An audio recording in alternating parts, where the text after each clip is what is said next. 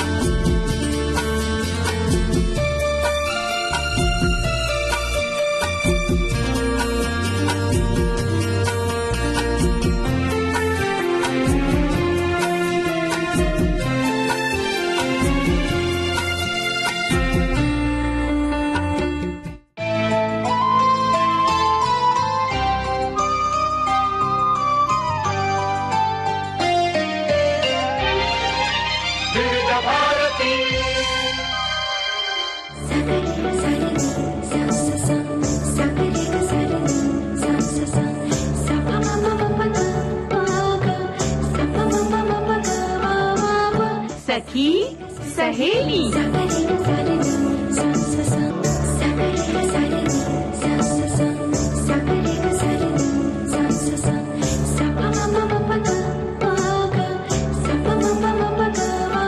सखी सहेली।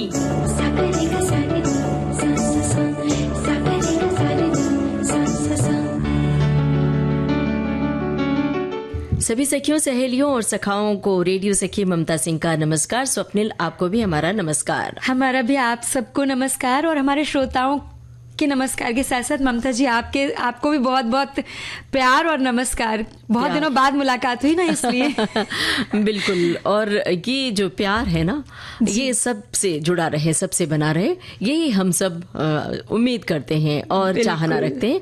क्योंकि आजकल जरा जरा सी बात में सबको गुस्सा आ जाता है, जरा जरा सी बात में नाराजगी होती है, भाग दौड़ की जिंदगी है। सड़कों पर खास तौर से लोगों को बहुत देखा मैंने, उलझन में दिखते हैं। हाँ, उलझन में, और जरा जरा सी बात में लड़ पड़ते हैं।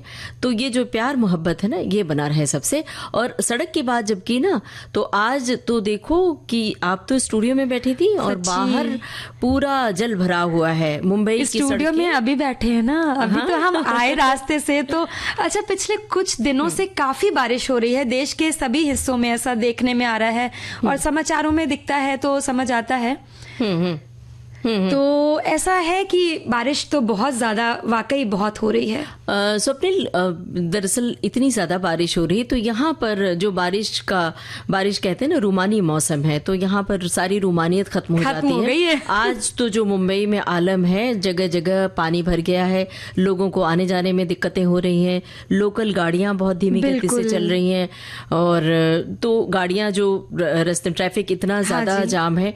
तो ऐसे में बस यही कहना है कि थोड़ा एहतियात बरतें। अगर बहुत जरूरी नहीं है और घर से आप नहीं निकले हैं तो घर से ना निकले। और खास तौर से जब आपको मन करता है कि अरे ये तो डिस्काउंट का समय है, सेल चल रही है, चलो हम शॉपिंग कराते हैं, बिल्कुल तो इसका बहुत ध्यान रखें। क्योंकि और एक और बात भी हम कहना चाहेंगे यहाँ पर कि विशेष रूप से छोटे बच्चों का खास ख्याल रखने की जरूरत है। क्योंकि सावधानी के तहत स्कूल भी बंद कर दिए जाते हैं सरकारी निर्देशों के आधार पर।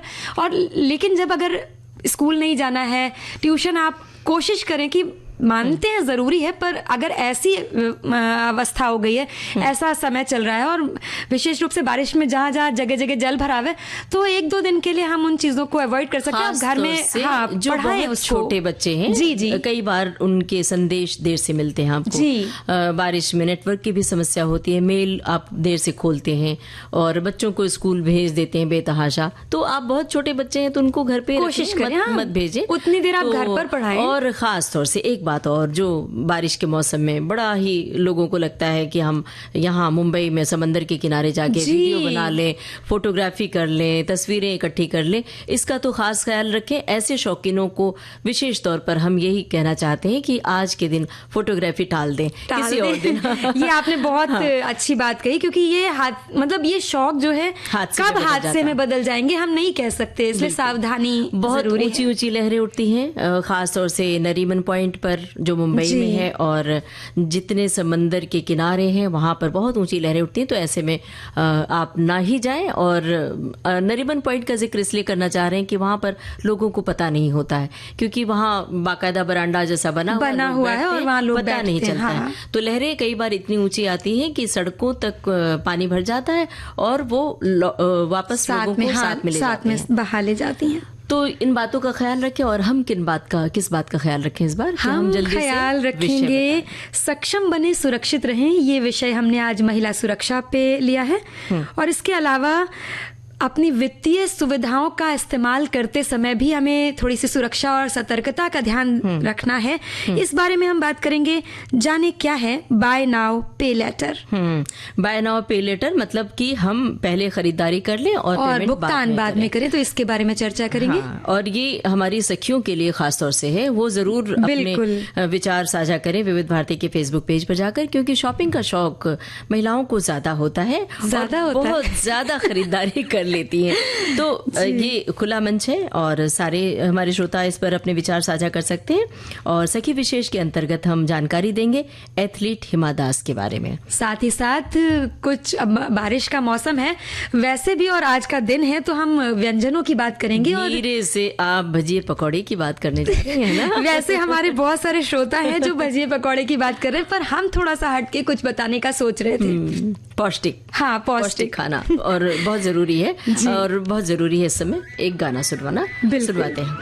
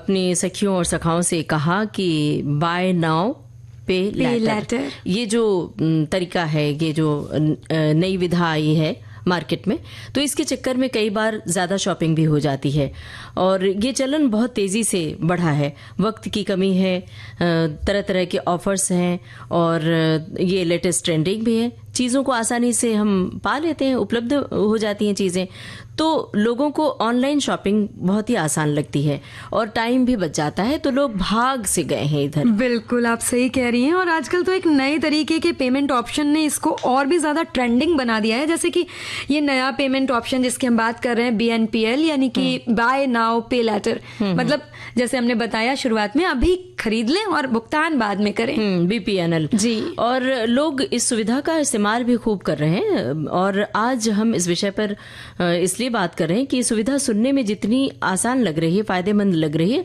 असल में उतनी फायदेमंद है क्या, जरा खुद से पूछिए जब ये शॉपिंग आप कर रहे हैं। बिल्कुल, खास तौर से ये फायदेमंद जितनी लगती है उतनी है, ये बात इसलिए उठाई गई क्योंकि कभी कभी ऐसा होता है जब हम उतना हमारे पास सफिशिएंट अमाउंट नहीं होता है, जब जेब तंग होती है, तो ऐसे में लगता है कि अरे सस्ते में मिल रही है, चलो खरीद ले रहे हैं।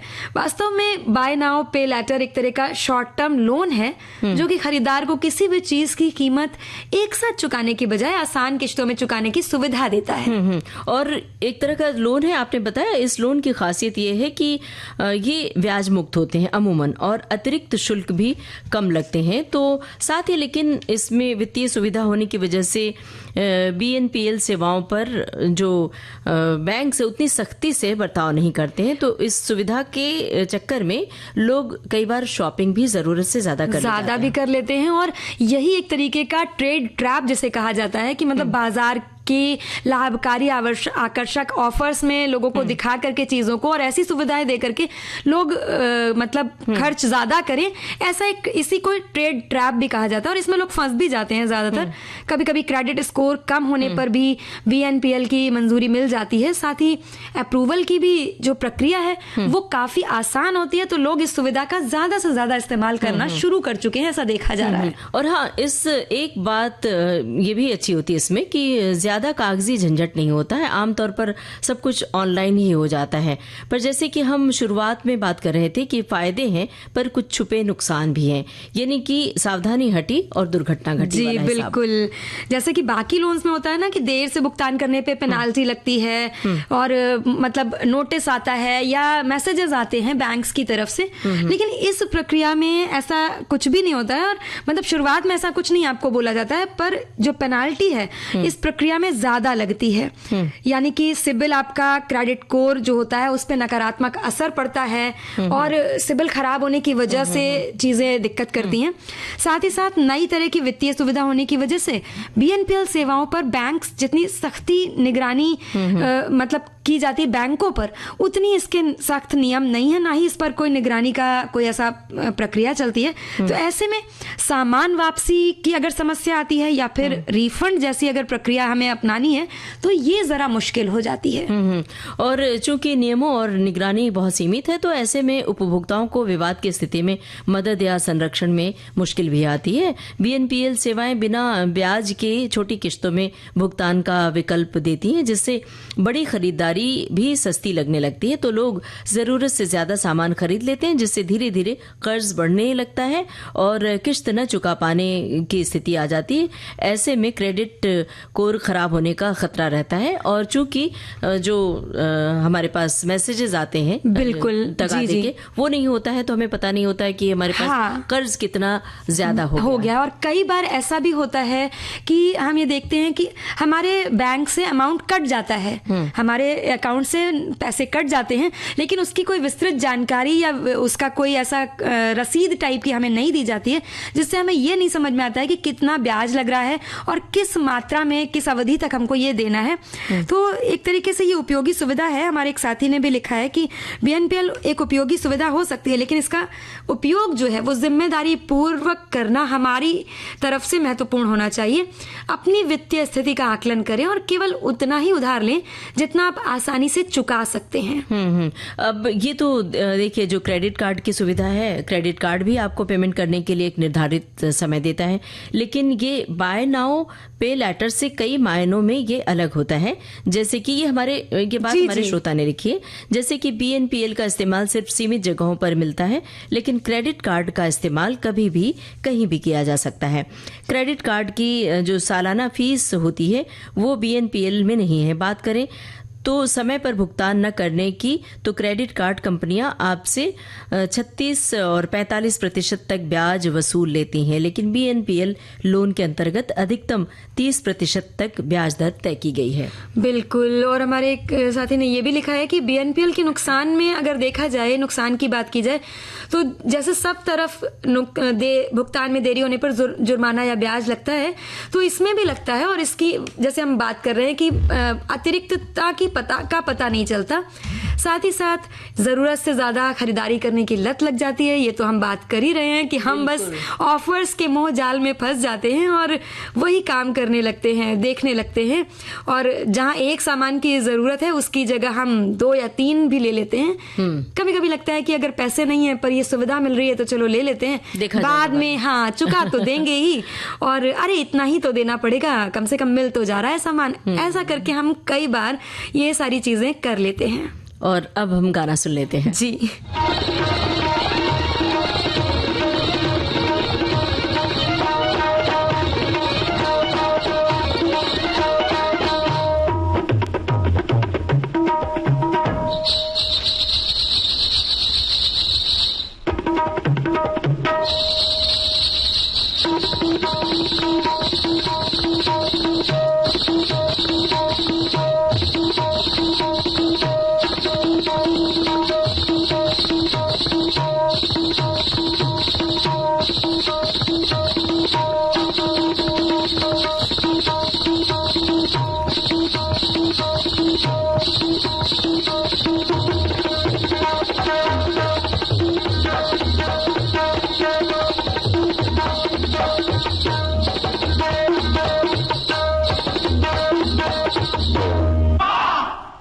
कहो जी तुम क्या क्या, सुनो जी तुम क्या क्या, कहो जी तुम क्या क्या खरीदोगे, सुनो जी तुम क्या क्या खरीदोगे, यहाँ तो हर चीज बिकती है, कहो जी तुम क्या क्या खरीदोगे, सुनो जी तुम क्या क्या खरीदोगे, लाला जी तुम क्या क्या, मियाँ जी तुम क्या क्या, बाबू जी तुम क्या क्या खरीदोगे, सुनो जी तुम क्या क्या खरीदोगे।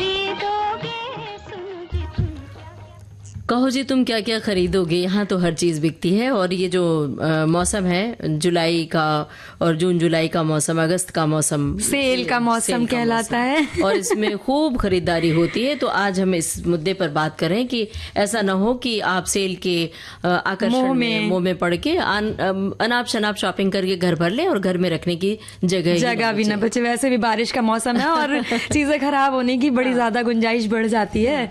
और बाय नाउ पे लेटर का मोह ही ऐसा है कि वो अपने जाल में फंसा ही लेता है कहीं ना कहीं।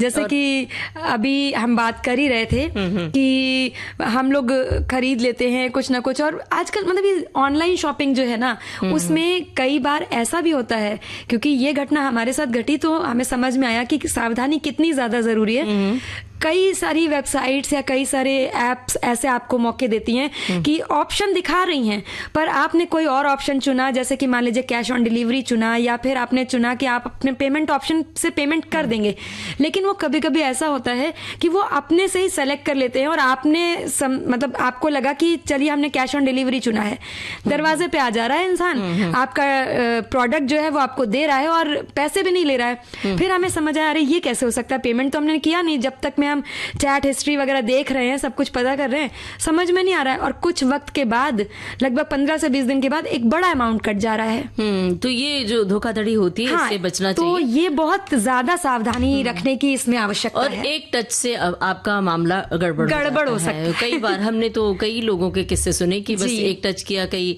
गलत ऐप पर आपने टच कर दिया और पता चला आपके बैंक अकाउंट से बहुत सारे पैसे कट गए। और एक तरीका और भी आजकल प्रचलित हुआ है कि डोनेशन के नाम पे कि आप इतना इतना फलाने जगह पर बच्चों की पढ़ाई के लिए चाहिए, बच्चे वहां पर बीमार हैं, उनको बड़ी बीमारी है, उसके लिए आप इतना इतना डोनेशन दे दीजिए और हमारा ये उसके लिए अपना अकाउंट नंबर बता देते हैं। तो गलती से आप उसको टच करते हैं और आपके पैसे चले जाते हैं। तो ये सब ध्यान रखना चाहिए। हमारे एक श्रोता ने लिखा भी है कि बाय नाउ पे लेटर की सुविधा लेने से पहले जान ले कि जरूरी क्या क्या है। खरीदारी के समय बाय नाउ पे लेटर का ऑप्शन देखकर आपका उसकी तरफ आकर्षित होना तो वाजिब है, लेकिन अगर आप इस सुविधा को लेते हैं तो इसकी पूरी जिम्मेदारी आपको उठानी होगी। ऐसा इसलिए क्योंकि यदि आप समय पर इसका पेमेंट करना भूल जाते हैं तो आपको बकाया राशि पर 24% तक ब्याज देना होगा। इसके साथ ही कंपनियां लेट पेमेंट फीस भी लगा सकती हैं। इसके अलावा आपका क्रेडिट स्कोर भी प्रभावित हो सकता है, जिससे भविष्य में आपकी लोन एप्लीकेशन खारिज हो सकती है। तो इतनी सारी परेशानियां हैं, तो मुझे लगता है कि ये ऑप्शन क्यों करें, इससे बेहतर है कि आप कर सकते हैं। पर ये है कि जैसे सुविधा दी जा रही है तो उस सुविधा में सुरक्षित रहना, सतर्क रहना ही हमारा बचाव कर सकता है। तो चीजों को समझ के करें, बिल्कुल। बस उसके आकर्षण में, उसके मोह जाल में फंस ना जाएं कि अरे इतनी महंगी चीज है, इकट्ठा नहीं कर सकते, तो चलिए ये सुविधा लेकर के हम कर लेते हैं। और इसमें ये नुकसान भी होता है कि आप गैर जरूरी चीजें खरीद लाते हैं। जब आप ये शॉपिंग करने चलती हैं तो ये देखिए कि आपके लिए आपके घर में उसकी जरूरत है या नहीं। खुद से सवाल पूछें, 4-5 बार उस पर विचार करें, तब चीजें ले आए। तो वरना एक समय यही आता है कि चाहे वो रसोई घर का सामान हो, चाहे आपके कपड़े लत्ते हो, चाहे किताबें भी, बिल्कुल कई बार हम मोह में आकर ले लेते हैं, 2-3 प्रतियां खरीद लेते हैं। तो वो भी नहीं होना चाहिए। सजग होकर, सचेत होकर आप शॉपिंग करें। और इस समय थोड़ी सी सजगता हमें भी बरतनी है। एक गाना सुनवा देते हैं।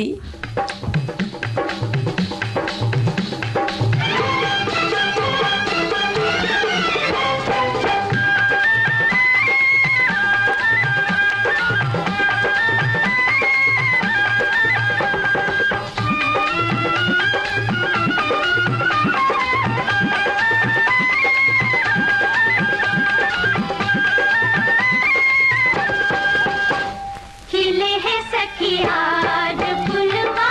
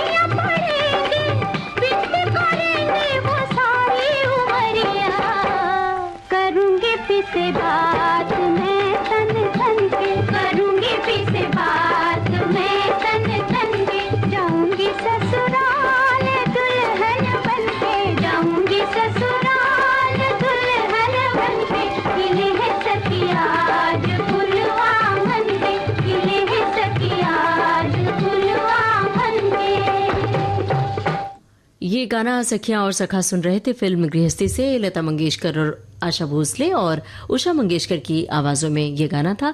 शकील बदायूनी के बोल थे, रवि का संगीत था। और अब एक ब्रेक लेते हैं, फिर और बातें करते हैं और मुद्दे लेकर आते हैं।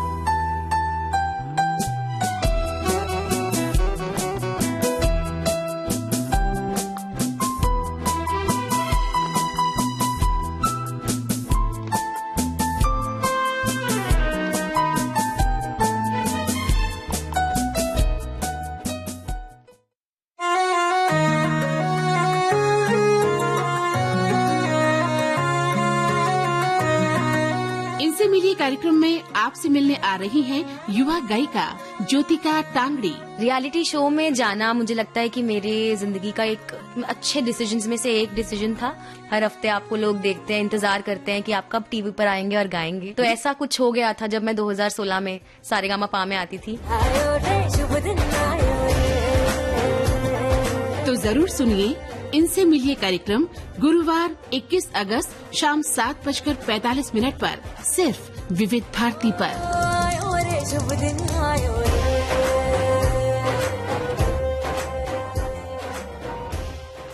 विविध भारती से आप सभी सुन रहे हैं कार्यक्रम सखी सहेली। और स्वप्निल किन ख्यालों में खोई हुई हैं। हम अभी धाविका हिमा दास के बारे में अपने श्रोताओं को जानकारी देना चाह रहे हैं। और हमारे श्रोता कितने सजग हैं, उन्होंने टिप्पणी भेजना भी शुरू कर दी है। एक टिप्पणी आई है, लिखा है कि हिमा बचपन से ही फुटबॉलर बनना चाहती थी। वो स्कूल में फुटबॉल खेलती थी। उनकी फुर्ती और खिलाड़ी बनने की चाह को स्कूल के एक टीचर ने भांप लिया और हिमा को एथलेटिक्स में करियर बनाने की सलाह दी। हिमा ने भी टीचर की सलाह को मानते हुए रेस को अपने करियर के तौर पर चुना। स्थानीय स्तर पर एथलेटिक्स प्रतियोगिता में हिमा ने हिस्सा लिया और कोच निपुण दास की देखरेख में अच्छा प्रदर्शन भी किया। बाद में हिमा ने गुवाहाटी में स्टेट चैंपियनशिप में भी प्रतिभाग किया, जिसमें कांस्य पदक उन्हें मिला।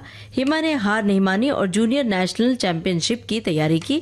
बिना अधिक तैयारी और अनुभव के भी हिमा 100 मीटर की रेस के फाइनल तक पहुंची। हालांकि उन्हें मेडल नहीं मिल सका, लेकिन उनके रेस करियर की शुरुआत हो गई।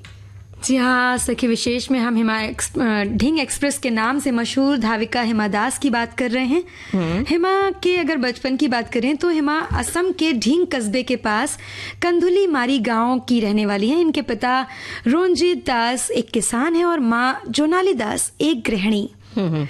5 भाई बहनों में हिमा जो हैं वो सबसे छोटी हैं। इन्होंने अपनी शुरुआती पढ़ाई ढींग पब्लिक हाई स्कूल से पूरी की, जहां वो फुटबॉल खेलती थी, जैसे कि अभी आपने उस टिप्पणी के अंतर्गत बताया। और हमेशा से ये फुटबॉल में ही अपना करियर बनाना भी चाहती थी। और अपनी प्रैक्टिस के लिए वो पास के ही एक नवोदय विद्यालय में, जवाहर नवोदय विद्यालय में आयोजित एक अंतर विद्यालय शिविर में जाती थी। वो हमेशा अभ्यास शुरू करने से पहले, कभी कभी तो वो गेट खुलने से पहले भी मैदान पर पहुंच जाती थी। मतलब इतनी समय की पाबंदी थी। बिल्कुल।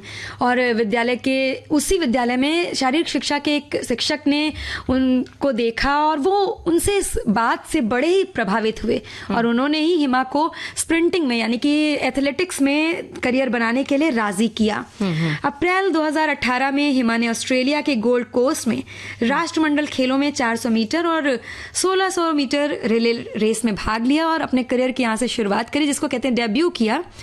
इसके बाद फिनलैंड में आयोजित विश्व अंडर 20 20 चैंपियनशिप 2018 में हिमा ने 400 मीटर रेस का फाइनल 51 और अपने करियर की यहाँ से शुरुआत करी, जिसको कहते हैं डेब्यू किया। इसके बाद फिनलैंड में आयोजित विश्व अंडर 20 चैंपियनशिप 2018 में हिमा ने 400 मीटर रेस का फाइनल 51.46 सेकंड्स में पूरा किया और अंतर्राष्ट्रीय ट्रैक इवेंट में स्वर्ण पदक जीतने वाली 46 सेकंड्स में पूरा किया और अंतर्राष्ट्रीय ट्रैक इवेंट में स्वर्ण पदक जीतने वाली वो पहली महिला धावक बनी। भारतीय। बिल्कुल 2018 के एशियाई खेलों में भी हिमा ने अपना बहुत ही अच्छा प्रदर्शन किया और भारतीय राष्ट्रीय रिकॉर्ड कायम करने के साथ साथ उन्होंने 400 मीटर का फाइनल क्वालिफाई किया। जी हाँ, और इसके अलावा हिमा ने 2019 में भी पोलैंड के पॉन्जनॉन ग्रैंड प्रिक्स में 23.65 सेकंड्स में 200 मीटर की रेस कंप्लीट करके उसका स्वर्ण पदक जीता। इसके अलावा इसके बाद ही उन्होंने ये सिलसिला कायम रखा और इसके बाद चेक गणराज्य में क्लाडनो मीट में 200 मीटर 23.43 सेकंड्स में जीती। इसी महीने अपनी तीसरी जीत दर्ज करी इन्होंने। चेक गणराज्य के नोवे कोस्टो में 400 मीटर में 52.9 सेकंड्स में अपनी रेस पूरी करके इन्होंने एक और जीत हासिल करी। और हमारे एक श्रोता की टिप्पणी भी आई है, लिखा है कि हिमा दास ने मात्र 19 साल की उम्र में 5 गोल्ड मेडल जीते। हिमा पहली भारतीय महिला एथलीट है जिन्होंने 5 गोल्ड मेडल जीते थे और इन्होंने IAF विश्व अंडर 20 चैंपियनशिप में 51.46 सेकंड में ये उपलब्धि अपने नाम की थी। जी हाँ, और हमारे एक श्रोता ने एक और टिप्पणी भेजी है कि देश की बेटियां जब न केवल ऊंची उड़ान भरती हैं बल्कि अपने पंखों से पूरा आसमान ढक लेती हैं, तो ये उनके बुलंद हौसले को दिखाता है। वहीं जब पूरी दुनिया के लोग सिर उठाकर इस बेटी की उड़ान को देखते हैं और सराहना करते हैं तो ये पूरे भारत के लिए गर्व की बात बन जाती है। और देखिए ना, एक टिप्पणी और आई है इनकी तारीफ में। कांधुली मार गांव में चावल किसान के घर हिमा का जन्म हुआ और 5 भाई बहनों में सबसे छोटी थी। ये तो हमने अपने श्रोताओं को बता ही दिया। बचपन में फुटबॉल से दिल लगा बैठी थी हिमा। हमेशा से इस खूबसूरत खेल में अपना करियर वो बनाना चाहती थी। फिर एक दिन स्कूल में जो हमने जानकारी दी कि उनके शिक्षक की नजर पड़ी और फिर इन्होंने एथलीट की ओर रास्ता बदल दिया, कदम बढ़ा लिए। जी हाँ, और पुरस्कारों का रुख अगर करें तो भाई 25 सितंबर 2018 को उन्हें अर्जुन पुरस्कार से सम्मानित किया गया था। 2018 में वो यूनिसेफ के लिए भारत की तरफ से युवा राजदूत चुनी गई थी। हिमा दास IAAF विश्व अंडर 20 चैंपियनशिप में ट्रैक स्पर्धा में स्वर्ण जीतने वाली पहली भारतीय एथलीट भी हैं। और इसके अलावा वो राज्य की एकीकृत खेल नीति के तहत असम पुलिस में DSP यानी पुलिस उपाधीक्षक भी हैं। तो हम उनके हौसले को सलाम करते हैं और उनके उज्जवल भविष्य की कामना करते हुए उन्हें शुभकामनाएं देते हैं कि वो ऐसे ही नए नए कीर्तिमान स्थापित करती रहें और हमारे देश को गौरव के क्षण उपलब्ध कराती रहें। और हमारे देश की जो बेटियां हैं, लड़कियां हैं, जो खेल में जिनकी दिलचस्पी है, इनसे वो प्रेरणा पा सकती हैं।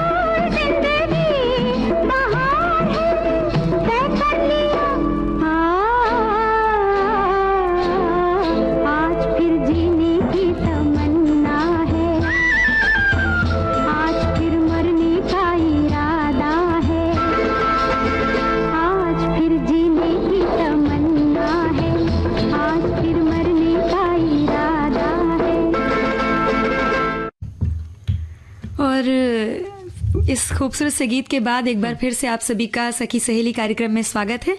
और अब हम बात कर रहे हैं सुरक्षा की।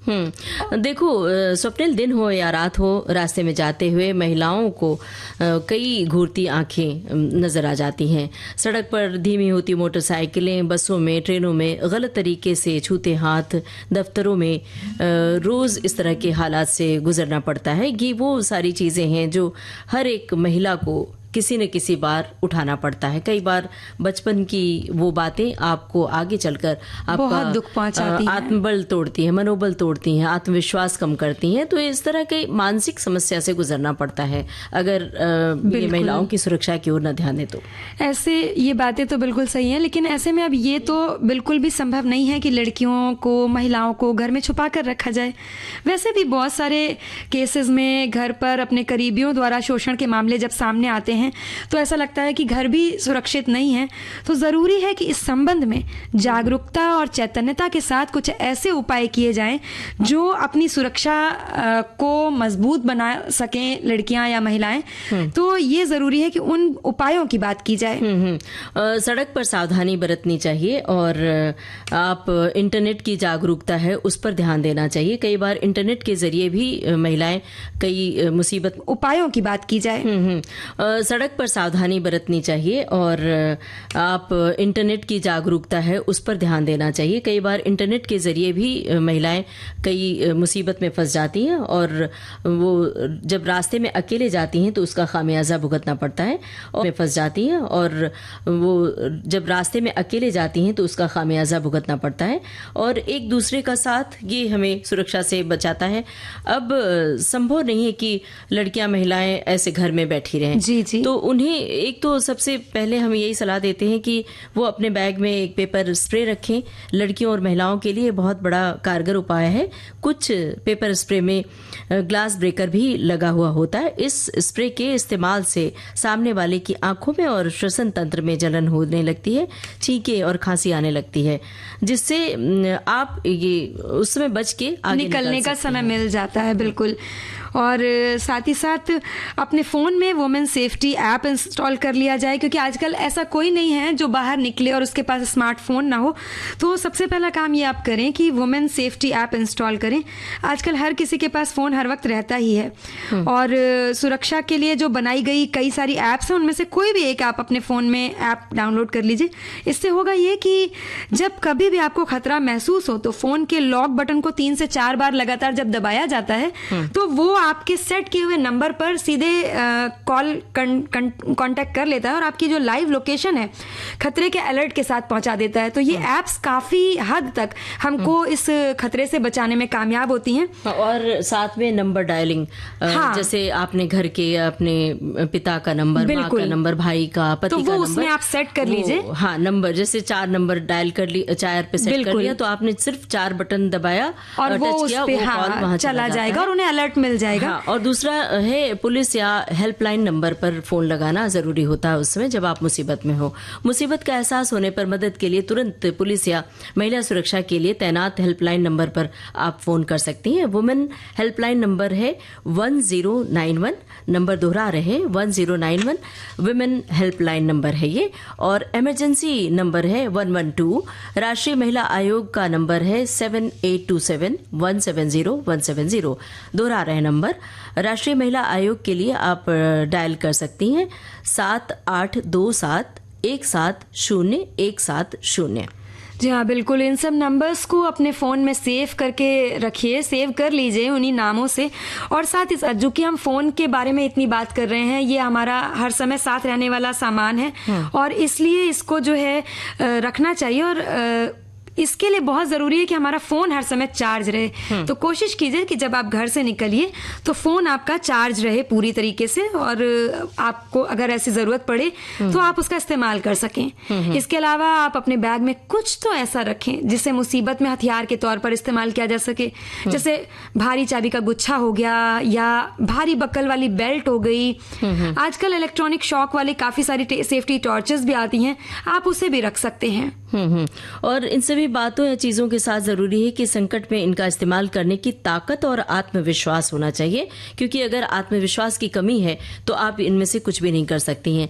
अगर आप ऑटो में बैठ रही हैं, कैब में बैठ रही हैं, तो सबसे पहले ऑटो का नंबर आप फोटो खींच के अपने घर वालों को बता सकती हैं, और आप कैब में जा रही हैं तो लोकेशन, लाइव लोकेशन शेयर कर सकते हैं, ताकि आपके घर वालों को पता हो कि आप किन रास्तों से गुजर रही हैं। खासतौर से रात के समय में जब आप अकेली होती हैं तो उस समय इन सब बातों का ख्याल बहुत जरूरी है। बिल्कुल। और अगर आप जिस रास्ते पर जा रही हैं, आपको पता है वो रास्ता, या आप जिस लोकेशन को लाइव लगा करके जा रही हैं, अगर ड्राइवर जो है कैब का है या ऑटो का, रिक्शा का, कोई भी है, वो रास्ता बदल रहा है तो आप उसे तुरंत टोकें और रास्ता बदलने पर तुरंत रोक करके गाड़ी को भीड़ वाली जगह देख करके उतर जाए, ताकि इसमें ऐसी कोई दिक्कत ना आने पाए।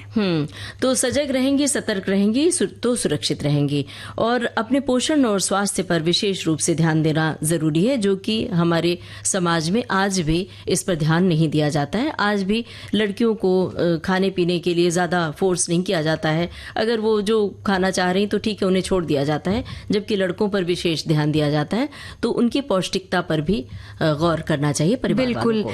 आप मतलब आजकल थोड़ा सा ये भी है ना कि देखते हैं कि लड़कियां अपने फिगर को देख करके या मतलब ऐसा मेंटेन करने के चक्कर में एकदम कमजोर सी, नाजुक सी दिखने के मतलब एक वो बना के रखती हैं। तो ऐसा नहीं है, मतलब आप रखिए अपने फिगर का ध्यान, बिल्कुल रखिए, लेकिन अपने शरीर की आंतरिक शक्ति पर थोड़ा जरूर ध्यान दीजिए, क्योंकि ऐसे समय में आपका आत्मबल और आत्मविश्वास तभी मजबूत बना रहेगा जब आपको ये समझ में आएगा कि आप इस चीज का सामना कर सकते हैं।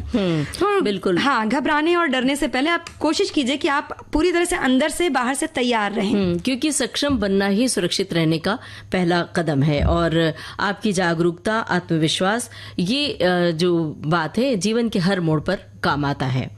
और अगर इस तरह की बातें आपके जहन में रहेंगी तो आप सुरक्षित रहेंगी। और सुरक्षित रहने के लिए खुद को हमेशा चैतन्य रखना बहुत जरूरी है। बिल्कुल। और ऐसा भी देखा जाता है, कई बार हम जल्दी जल्दी में निकल जाते हैं, देखते हैं कि मतलब आजकल अब इतना रोका टाकी किसी बच्चे को पसंद नहीं आती, तो उसी में लड़कियां भी कभी कहती हैं नहीं हम पर इतना दबाव क्यों, ऐसे करके कई सारे मुद्दे आते हैं, उसमें बराबरी की बात आने लगती है। किसी के लिए भी है ये बात, तो सभी के लिए लागू होती है कि कहीं पर भी निकले, किसी ना किसी को घर में मालूम होना चाहिए आप कहाँ जा रहे हैं, किसके साथ जा रहे हैं, कितना, कौन सी जगह है, वहां कौन कौन से लोग होंगे, थोड़ी सी जानकारी, जरूरी नहीं है कि वो आपकी जानकारी। हाँ, सही जानकारी। कई बार क्या होता है, परिवार वालों के दबाव के चक्कर में बच्चे माता पिता को गलत जानकारी देते हैं कि जाते कहीं और है, बताते कहीं और है। फिल्म देखने जा रहे हैं तो बताते हैं कि हम दोस्तों के साथ घूमने जा रहे हैं पार्क में। तो ये बहुत जरूरी है, क्योंकि उनकी सुरक्षा के लिए ये सब समय और माहौल को देखते हुए ये किसी भी तरह से आपकी प्राइवेसी को भंग नहीं करता है। कोशिश करें कि इसमें आप ध्यान दें इन चीजों का। और हम क्या ध्यान दें इस समय? गाना सुनवा दीजिए। सुनते हैं ये गाना।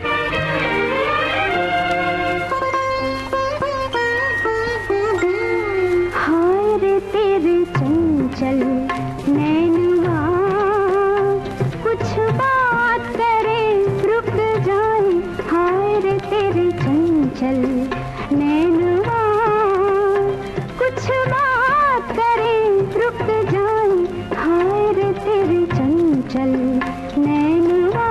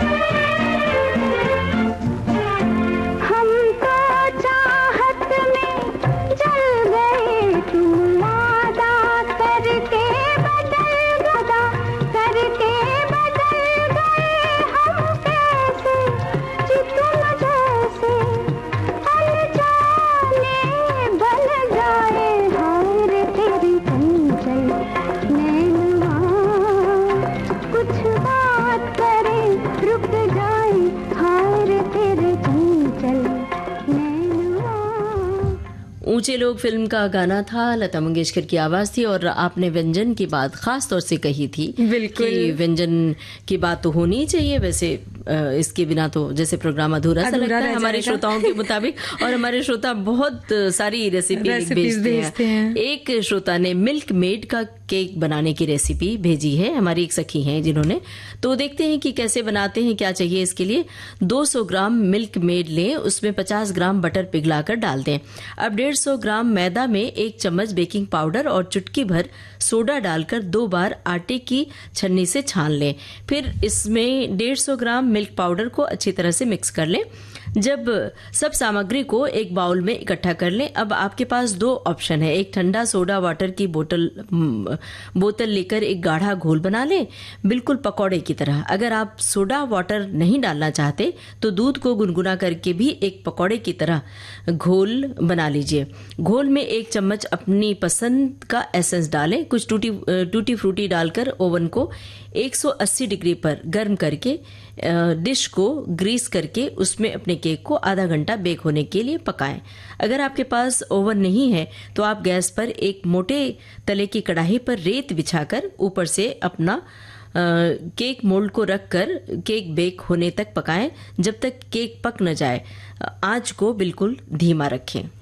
जी हाँ, कितनी मतलब इन्होंने कितने अच्छे से बता दिया कि अगर आपके पास माइक्रोवेव या ओवन नहीं है तो आप दूसरी विधि से भी बना सकते हैं। हाँ, और ये केक तो भाई घर में बच्चों को तो बहुत ही पसंद है। बच्चों को नहीं, बड़ों को भी पसंद है। मतलब आप ये कहना चाहती हैं कि आप भी खाना चाहते हैं, केक खाना चाहते हैं, तो उसके लिए बनाना पड़ेगा। बिल्कुल।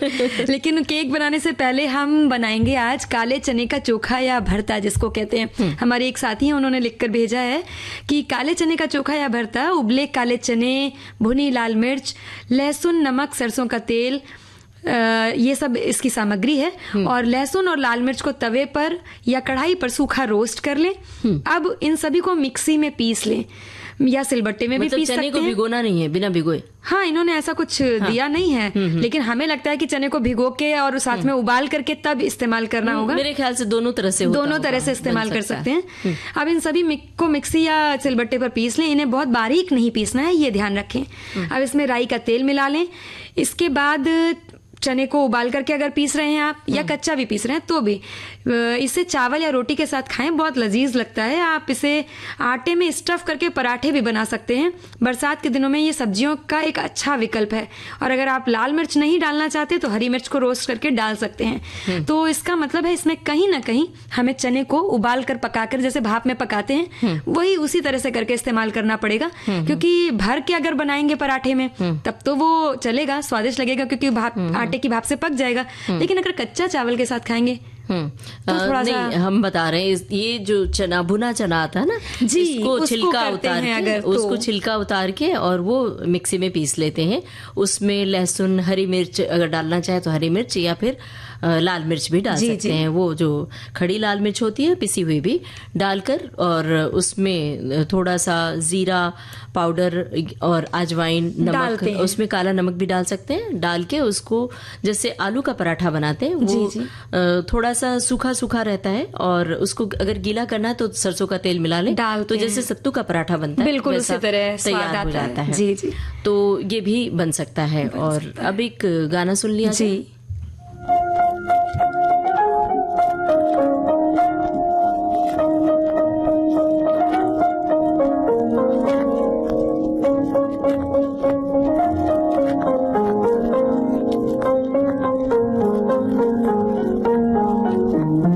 चेहरे पे खुशी छा जाती है, आंखों में सुरूर आ जाता है। चेहरे पे खुशी छा जाती है, आंखों में सुरूर आ जाता है। जब तू मुझे अपना कहते हो, अपने पे गुरूर आ जाता है। चेहरे पे खुशी छा जाती है, चेहरे पे खुशी छा जाती है।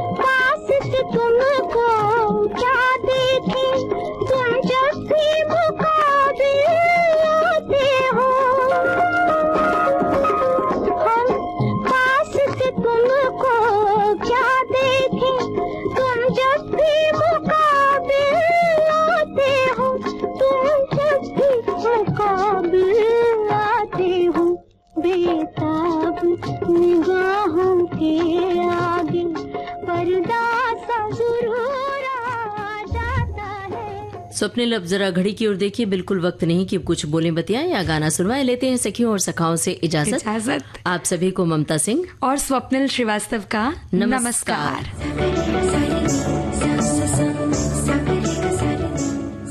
सखी सहेली कार्यक्रम की प्रोड्यूसर अनुश्री पाठक।